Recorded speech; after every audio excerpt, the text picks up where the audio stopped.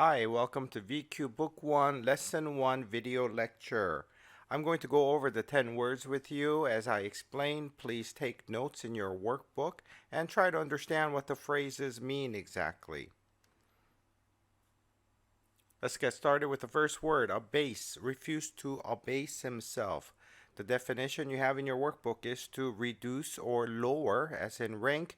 It means somewhat humiliating yourself, putting yourself down lower than the other person. So here we see the doggy humiliating himself. He is abasing himself, or he might refuse to abase himself if he didn't want to do that. So some prefixes and a prefix and a root that we might want to consider. The ones that I put in bold, like the ab, is important. That is something you want to commit to memory. So write that down, please. Ab means down or away. Memorize that. Base is not an important root because that's a common word. Base is the lower part of something, right? So we might talk about how somebody abases another person. Here the cat is abasing the dog by making him do that. Or I guess the man is telling him to bow. So he's the one abasing the dog. Or the dog can abase himself. So we say someone abases oneself, himself. Attribute. Attributed her success to her parents. The image seems like a boy, so we might say attributed his success to his parents in this case. To ascribe, explain, or give credit. And this is the situation when you have accomplished something.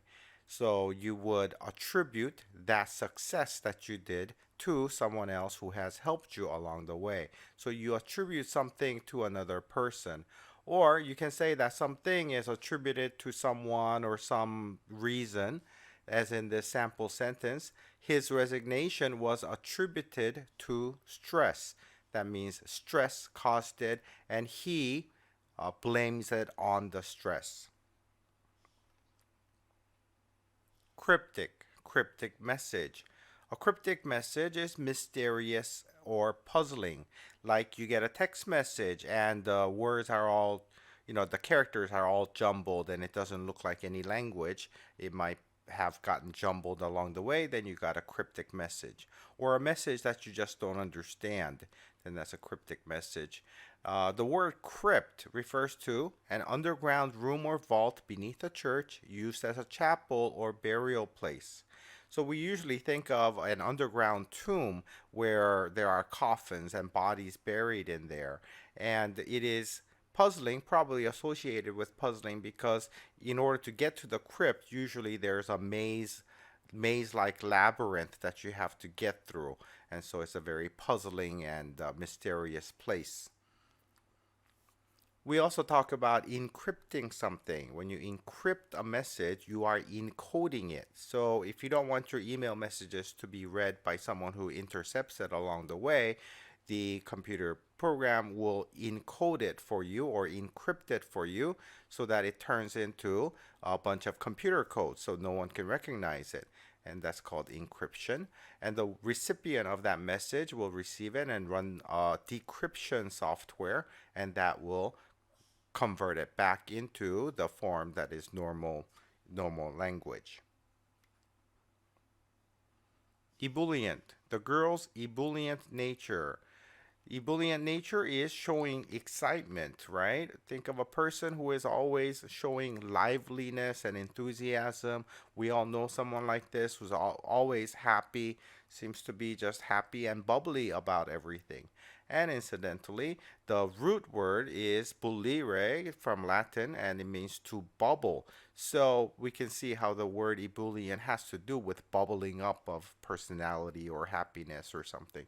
So you don't have to memorize that root. Just try to kind of keep that idea in mind, a bubbly personality. Falter. Her courage did not falter. To falter is to hesitate or stop short, like if you're diving on a diving board and then you hesitate at the last minute because you got scared. That is faltering. So in action, you could be faltering, and that means to walk unsteadily or move hesitatingly. perhaps like a drunk person. A drunk person would falter as he walks. You can also be faltering in speech, and that means to speak brokenly or weakly, maybe because you're shy and you can't really speak well, or you're afraid and that's why you're faltering in your speech. Incite. Incite a riot. A riot, of course, is something like what you see in a picture here.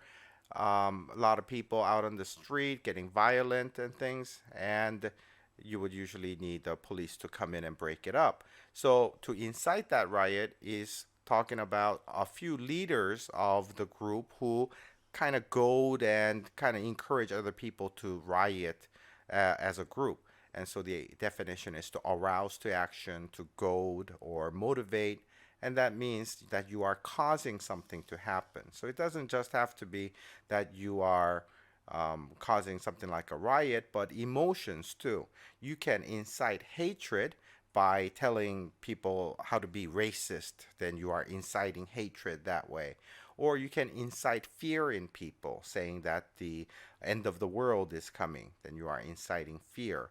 Or you can incite discord, say among your friends, you try to break up the friendship by telling lies or something, then you are inciting discord. LURID. LURID cover stories. Cover stories are the main stories of magazines. So the cover story gets an image on the cover. So that's called a cover story. So a lot of magazines would use a lurid cover story or lurid covers, and that means it's wild, sensational, graphic, or gruesome.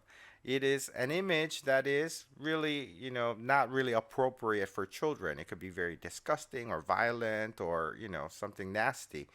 But magazines will want to do that in the front, talk about lurid stories or put lurid images in there, because the more lurid it is, the more attention it gets, and that's more dollars for the magazine. So the image here, The Economist, is actually a very boring magazine about the economy, except they will put a image like that on the cover because that interests people and people are likely to look in and see what's in the magazine. Pervasive. Pervasive odor. Pervasive odor is something like, smoke odor. It is pervading, spread throughout. So if one person is smoking inside a building, that smoke isn't going to stay in his corner. It's going to spread out throughout the room or throughout the building, and that is a pervasive odor. You can also have a pervasive opinion. That means an opinion that everybody seems to have about a particular issue. A lot of people don't like Trump. Then that is a pervasive opinion in the politics. Pervasive attitude. You can be, people are more accepting of, a lot of liberal ideas. Then that's the pervasive attitude of the time. Pervasive racism means that a lot of people seem to be racist, so that racism seems to be everywhere. It is spread out everywhere. Remorse. Feel remorse for his crime. Remorse is guilt or self-reproach. That means you know that you've done something wrong and you tell yourself you've done something wrong. So it comes from the Latin root mordere. This is something I had to look up. It's not something you need to memorize. It's not a common root. But it is interesting to look up these etymology, the root words, and to see how the word came to be. The definition for this root is to bite. So the idea is that the guilt is gnawing at you over and over. It bothers you. And that, of course, reminds us of The Telltale Heart by Edgar Allan Poe. If you don't know the story, I'm sure you'll come across it sometime. It is the story of this man, a young man who kills an old man and buries him under the floors of his kitchen.